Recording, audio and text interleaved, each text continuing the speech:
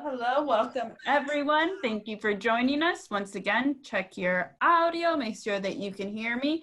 Turn on your video if you're available to, and gather your supplies because you're probably going to need some materials to take some notes, write down some ideas. So make sure you have something to write on, whether you want to do it on your screen, on your computer, or if you believe paper and pencil like me, go ahead and get those things. And I realize now that I forgot to change our one summer goal, but go ahead and share that again because we have some people that are joining us for the first time and we have some people that are new. So we can share some of the ideas again as to what is our one summer goal. So in the chat box, your name, your role, your school network, and one summer goal that you have. We have some people that are doing Google Level 1 certification. That's awesome. Stakeholders' clear and confident return to school plan in a timely manner. Extremely important, but I know extremely difficult given the circumstances and all of the unknowns, but a great goal to have. Utilize Google Classroom more effectively. Learn more about Google. That's awesome. That's one of the tools that it seems to be a primary tool that educators are using, and that is across all networks. Learn as much for resources for teachers. All right, we're gonna have probably a few participants joining us late, but we're gonna get started because we do have a lot of work to do. We wanna recognize the times at City Forward Collective. We know that during this time period, we've had a lot that is happening in our community, a lot that's impacting some of the educators, all of our students in the community. And we want to acknowledge that we at City Forward Collective support and believe in the Black Lives Matters movement. What we want to ensure is that while we're looking at what we can do from our positions, that we are doing everything that we can to ensure that we are not contributing to the inequities that exist in society. And the best way that we as educators can do that through our role is to ensure that our students, specifically our Black students that have been marginalized and underserved, are receiving high quality instruction, that we are supporting instruction that is going to grow their opportunities and their potentials versus hindering them. So as we look at how this relates to this movement, your work as a teacher can impact the lives of your students in ensuring that we're creating quality opportunities, quality learning opportunities, and rigorous learning opportunities for all students so that they can achieve their fullest potential.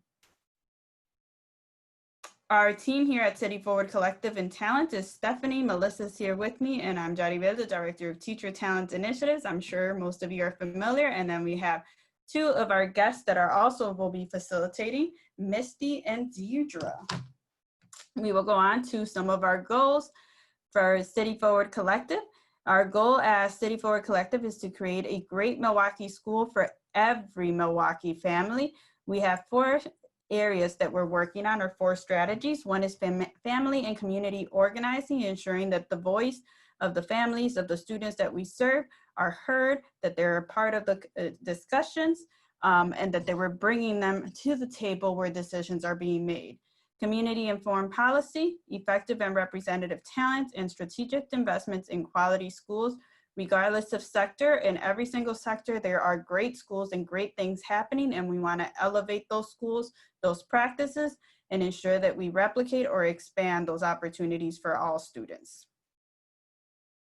So our session norms is we have a small group, so this is going to be perfect for conversation. So if you need anything, if you have any questions, usually we say, make sure you stay on mute so that we can record this, share this out, and there's only one person speaking. But if you need to unmute yourself so that you can ask a question, go ahead and do so. With the size of the group is actually conducive for small group discussion. So today we have 2 objectives. One will be to identify the priority clusters in math for next year. And the second will be to identify high leverage instructional strategies that can be used in any setting, whether we are in school or we are in a virtual standpoint. What are those strategies that will be most effective in ensuring our students learn the most important standards, regardless of where the students are learning from? So we'll spend the majority of our time will be spent in grade level clusters discussing both of these objectives. So once again, it's extremely important that we understand that we at City Forward Collective are here to provide resources and ideas. What we are providing to you is guidance. Your district, your school leader is the only one that can mandate anything in your building. And even if it's different than what we're saying, that is what takes priority. City Forward Collective is here to inform, provide resources and ideas, but we cannot mandate what you are doing or what you're doing in the schools. So we encourage you to share this out, share this with your peers, share this with your leaders. But at the end of the day, remember that your network has the final say. So we have 3 scenarios that we continue to talk about, and I'm sure that everyone was looking for this DPI document to come out this week, and everyone was eager to read it, and we thought we were going to get additional guidance, but instead, it kind of went over the steps again, or the scenarios that we are already considering. So we have 3 main scenarios that we're considering for the fall or preparing for. One, if it's low spread and low risk, schools reopen with no social distancing requirements, but extra cleaning and precautions are taken to avoid the spread. If we have a medium risk or spread, schools open with social distancing. That's where we're looking at that A-B schedule. Students come one day, stay home the other, different groups, or one week, one group, the other week, the other group. So we don't know yet what that's going to look like. And if we're in a situation of high spread, then schools do not reopen and we stay in our distance learning standpoint or from virtual learning. So every week so far this has changed. So we have our poll again. Let's see if there has been any movement in opinions. Melissa will be bringing up the poll to see how will we reopen schools for the fall 2021 school year. So go ahead and answer the polling question. Do you think we're going to start with social distancing or no social distancing where all students are welcome, a staggered attendance, a distance learning where schools do not reopen, or we're still unsure? Seeing some of the answers come in, so far option B is the most popular, and we have 7. We have 1 person. Last week we had no one that said distance learning. So far we don't have anyone that thinks we're coming back to school, which is interesting. Last week we have 1 person that thinks we're going to welcome all students. Once again, we are all over the board. We at City Forward Collective do not know either, but we do know that staggered attendance continues to be the most popular answer that we've heard or we've seen and most consistent over the weeks. Thank you for sharing. With that being said, we just want to once again remind you to focus on your locus of control as a classroom teacher, or even we have some leaders here. Sometimes it feels like this situation is way out of our control, we weren't prepared for, and it can be overwhelming and discouraging at times. So what we really want to focus on is what can you control within your classroom? Who can you influence that you work with? Is that your students? Is that your parents? Is that colleagues? And focus on those things that you can control, because if not, then we're going to be disheartened, right? So we want to stay positive despite the situation by focusing on those things that we can control. We're going to summarize a little bit what we did last week, just because it's the foundation for all of our work. So when we're looking at our key assumptions, we were for reopening schools, we need to plan differently. So our scope and sequence looked at if we start in a low spread scenario, we might be teaching all subject areas and all standards. However, if we go to a mid-spread or staggered, then that means we have less one-on-one contact with students. So we need to narrow the scope of work that we're doing and focus what subject areas and standards we're teaching. And if we're in a high spread, then we need to become even more laser focused. The same thing goes for instructional strategies. What instructional strategies will work in each scenario? And the goal is to use those instructional strategies that regardless of where our students are learning, they can be applied, so that we're not wasting time on new learning, but rather using our time to focus on the content. Last week, we did a reading on learning in the fast lane, the problem with remediation versus acceleration. So one of the key focuses or the discussions that we had was that with remediation, we actually harm students at times, and then we widen the achievement gap. Our focus is acceleration, which I know sometimes is like, how if our students aren't coming at grade level, but the idea behind acceleration isn't just giving them grade level content or content that's a little bit higher. It's the idea of giving them that with the appropriate support. So ensuring the students have whatever scaffolding they need so that they can access that material. What we see is with remediation, students have little growth, When we have acceleration, we see students that at times didn't believe in themselves starting to grow, and we see the achievement gap close. And we were able to have some great discussions with teachers sharing their own experiences with this idea of acceleration. So this is our groundwork. We are focusing on acceleration for next year. The research, once again, we're going to highlight some of the research. When we look at students of color, we're seeing that there is very little difference between how students of color or from low-income houses perform on grade level text or grade level work versus white students. 56% of students are able to do grade level work the first time versus 65% of white students. However, the amount of opportunities they have in school settings are very different. So we're seeing that students of color and students that come from low-income households have less opportunities and less access to grade level work than their peers. When we look at the time that's spent in the classrooms doing grade level work, we can go on to the next slide, Melissa.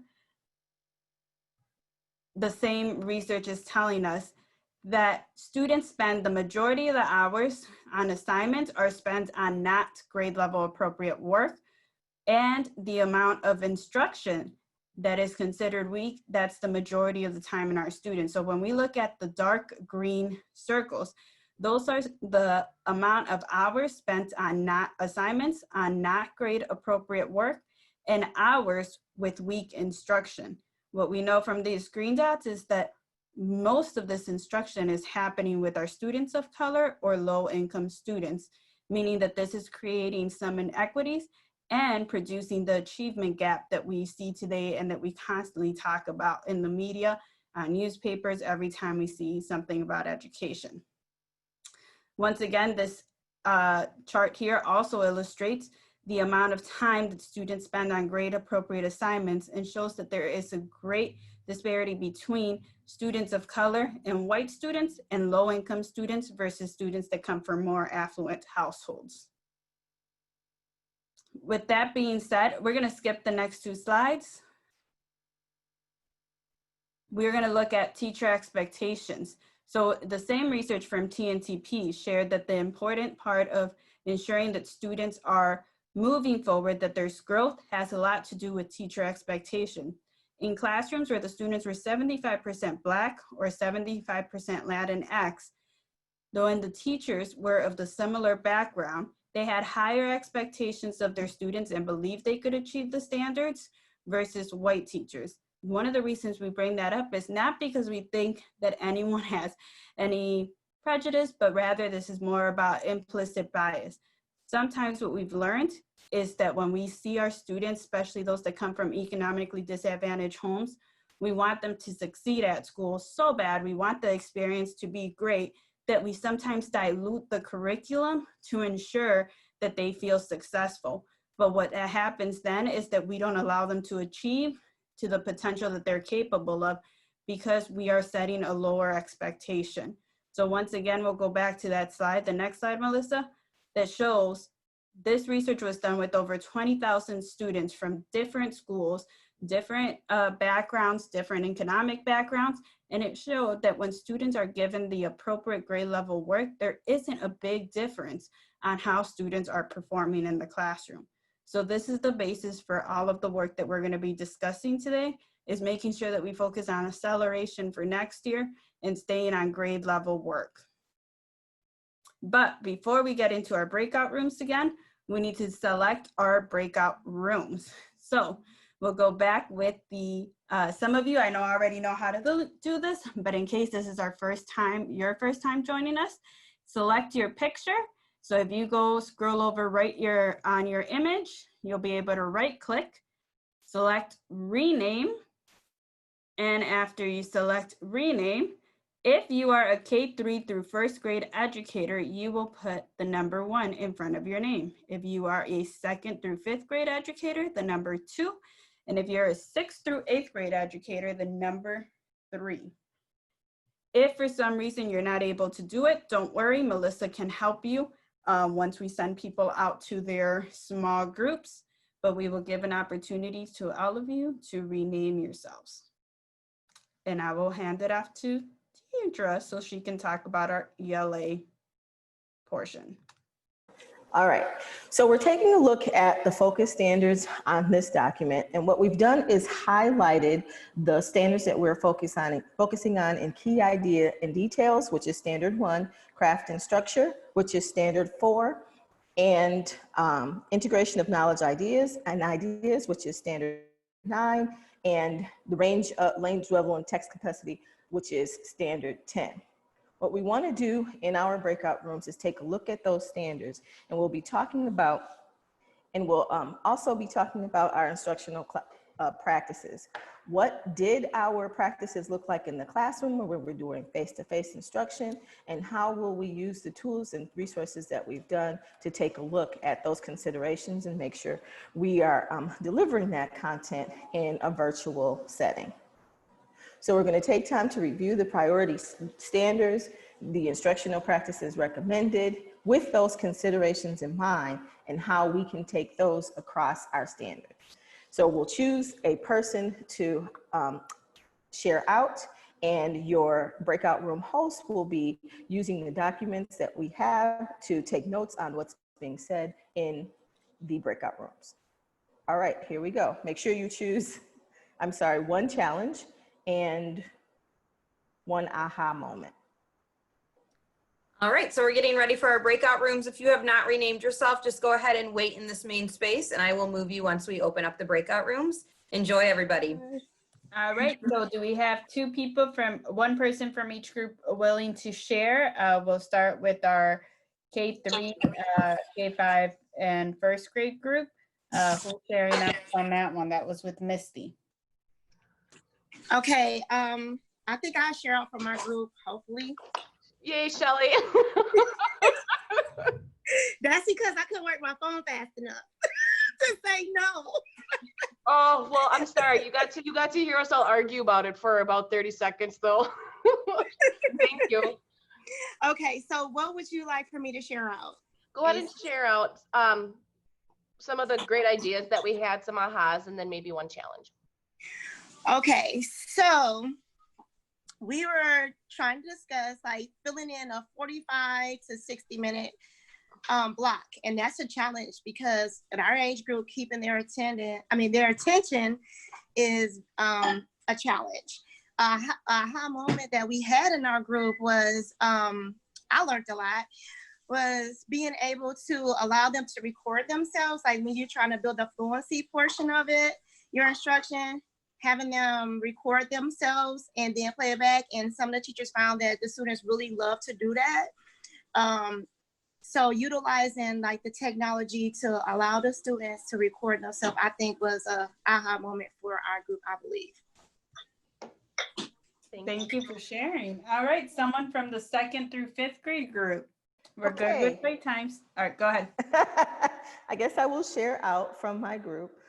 We talked about several different tools that could be used for students to not only record themselves, but for students to read and practice fluency with the whole group and with the teacher. One of the strategies that one of the group members shared was utilizing, the teacher used Zoom and she projected the text onto the screen or emailed the text to the students ahead of time so they would have it, and then they all read the text together out loud. She muted the entire class and then only unmuted the person that she wanted to hear. So I thought that was a really good way to not only practice fluency with students so that they can hear and the teacher can model that way, but to get them all to read and hear each other read, hear good examples, as well as read with the teacher. The teacher could hear students specifically and by themselves. We also talked about some platforms that would read to students, and as well as our Overdrive that has a tracking ball for students to read with the text as well. So we got a lot of options to do those things. Awesome. I think I was going in and out of groups because we didn't have any 6th or 8th grade. We didn't have any middle school teachers. So I was hearing a lot of those conversations. I was hearing a lot about the fluency, the practicing, how do we practice? Did anyone get into, was it anyone able to get into the vocabulary piece? Strategies for vocabulary during remote learning? I know I saw that mostly we stayed at the top. And that's fine because there were a lot of good discussions. The reminder is there are fewer standards. The goal is to do fewer standards, fewer strategies, and do them well. So sharing out and focusing on what is the standard saying and how do I practice with my students. With the younger ones, even though it says 45 to 60 minutes, that does not mean continuous learning. So even if you do a morning meeting every single day for 15 minutes, how do you embed some of those songs, some of those letter of the days, and break it down so that the students are getting that phonics in the mornings or the phonemic awareness portion, but it's broken out throughout the day. So maybe you do morning meetings every single day and you tell your parents at 9 a.m. we're all going to get on and do this. Then you break it into smaller groups depending on their needs, which can go for any grade level. How do you incorporate those? But yes, you're having a 3-year-olds for 60 minutes on the computer is probably going to be very, very hard, and just practicing those skills, which is some of the conversations that I was able to eavesdrop on back and forth.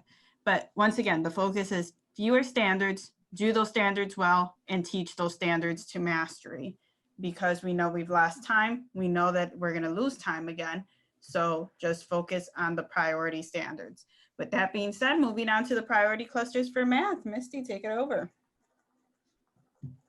You're on mute.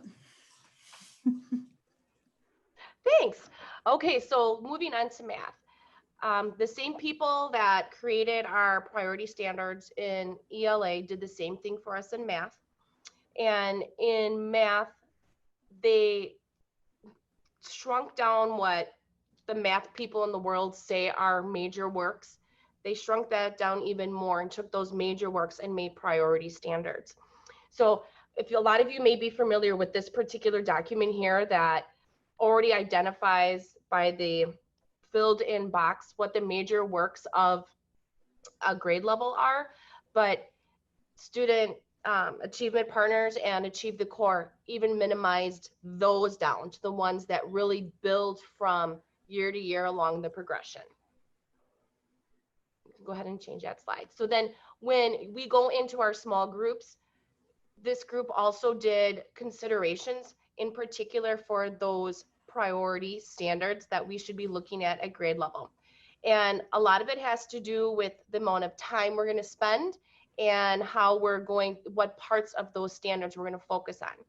So when we go into our groups, the math, we're going to give you a look at how you might do this with the grade level.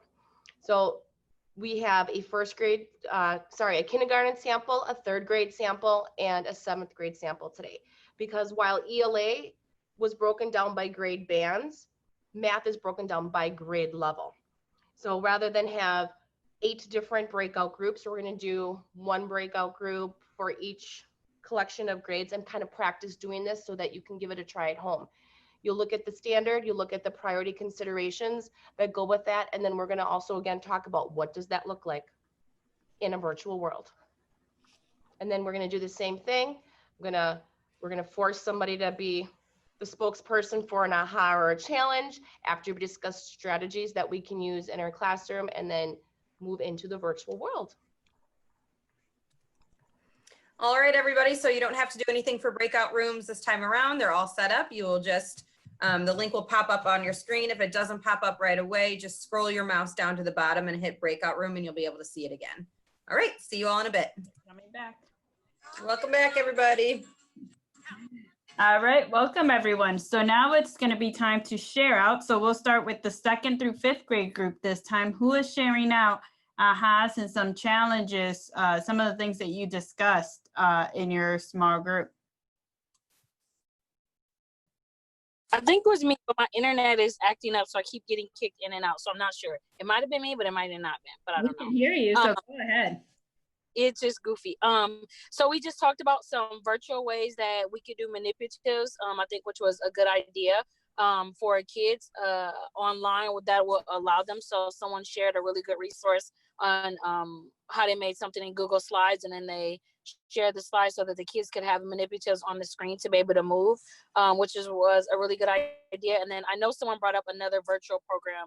I think she said it was called Envision Tools or something that also comes with tools that kids can move things or whatever. So those were like the biggest ones of like, forgot about you got to be able to do manipulatives with kids virtually. So those are some good ones that were brought up.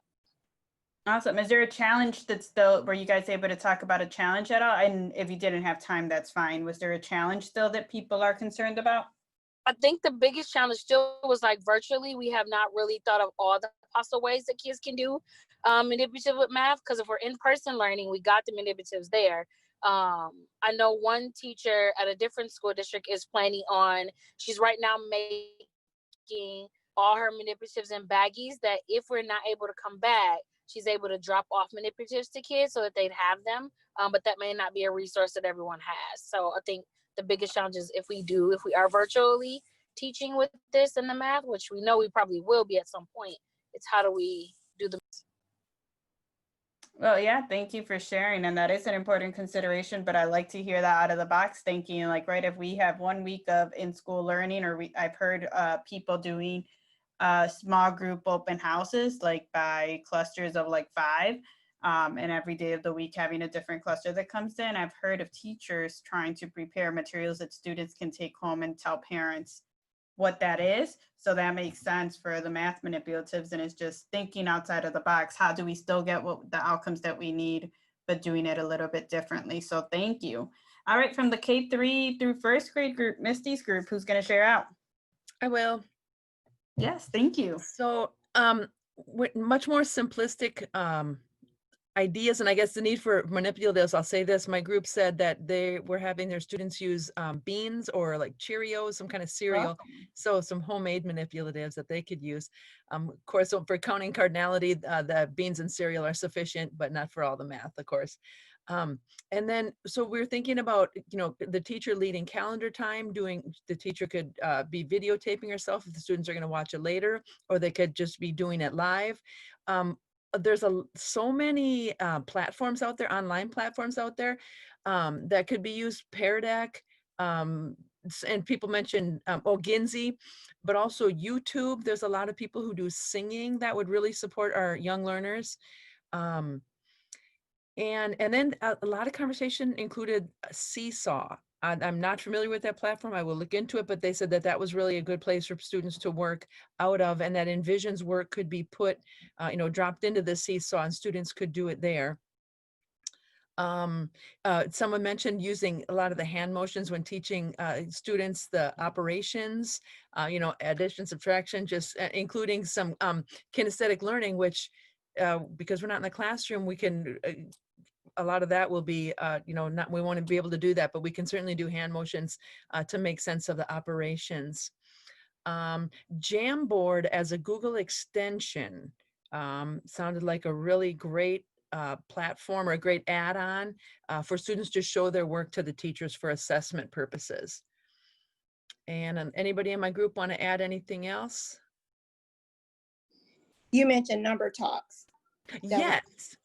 Yes, thank you, Shelley. So Sherry Parrish has written a book for number talks, and what this is, it's mental mathematics. It would be really a great opportunity for students to get some algebraic thinking going on as they are, it would be like a group activity. There's hand motions just to, show I'm thinking, I agree with your answer. I want to add something to what you said. So that would just be a really good group activity for mathematics. And really valuable learning. Number Talk says really valuable, been valuable to our students. That's awesome. Thank you for sharing, Amy. And I just have to say, I love your background, your backdrop. I've been focusing on that. That's so awesome. Thanks. No, but I'm doing summer school. It's not real. That's awesome. But listening, one of the things that I hear are things like TPR, that total physical response, adding those movements to the vocabulary words. And then, you talked about the symbols and the hand motion to create more visual aspect to those terms that sometimes might be a little hard for students to grasp. And then what I think about is a lot of ESL teachers or special ed teachers, those are things that they always go to. So they're just best practices for all students. And now we just have to be aware that every single student can benefit from those and bringing them to the forefront, right? So thank you very much. And now we're coming to an end. Thank you for everyone that has shared. Once again, we still have 2 more sessions left. We'll be off next week for 4th of July week so that we can celebrate and also so that we can plan. And then we'll come back July 8th with student accountability and assessment. So how do we use assessments? Is it the same assessments? Are they different? And then how do we track student success from a virtual standpoint? Or even if we have an A-B rotation, that's going to create a whole new set of dilemmas of how we track students and what are we looking for from the students to say this is enough. And then July 15th, climate and culture. So how do we come back with students, especially given everything that has happened in our nation? How do we welcome our students and ensure that we create an environment that's welcoming for all while also creating awareness? We can't just come back and pretend that the COVID didn't happen or the social movement didn't happen. So how is that dealt with in an appropriate, sensitive manner to ensure that students know that we're aware of what's happening around, and even how can they process some of that information if they haven't been able to do it at home? So with that being said, we need you to complete the survey. Make sure that you give us feedback because we plan to offer these sessions again in the fall. So for teachers that weren't able to make it now, so anything that you say, we will use that so that we can make this session better. Once again, our goal is to share not every standard based on what the experts are saying. We can't teach every single standard to mastery. So what are the most important standards in reading and in math, and how do we focus our curriculum on those, and how can we start planning for a fall that we don't know the setting, but we can start planning our instructions around the most important content to ensure student success. So thank you for joining us. Please take the survey. And once you're done with the survey, enjoy the rest of your day and the holiday weekend that's coming up next week.